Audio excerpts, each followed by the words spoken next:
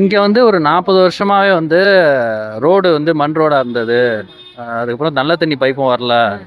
அதுக்கப்புறம் வந்து சாக்கடையும் வந்து ட்ரைனேஜ் சிஸ்டம் சரியில்ல அப்படின்னு சொல்லிட்டு இருந்தாங்க. இப்போ வந்து இது வந்து எல்லாமே சரி பண்ணி குடுத்துருக்கறதா சொல்லியிருக்காங்க. ஆமா. இதான் யார் உங்களுக்கு பண்ணி குடுத்ததுன்னு சொல்ல முடியுமா? ஒரு அரவிந்தன்ட்ட போய் ஒரு 5 தடக்க மனுக்கு மேல 5 தடவைக்கு மேல மனு குடுத்துருக்கோம்.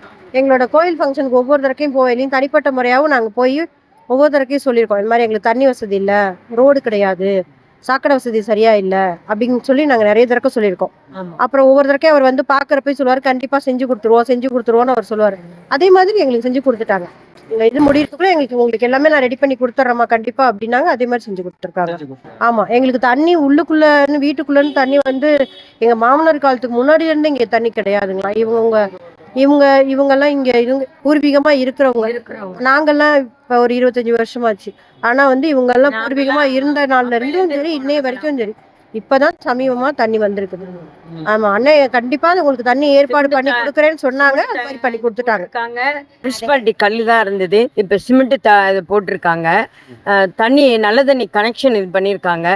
பணம் பாதி பேர் கட்டியிருக்காங்க. இன்னும் ஓப்பன் பண்றது மட்டும்தான் இருக்கு. அது மாதிரி நல்ல மாதிரி செஞ்சு கொடுக்குறாங்க.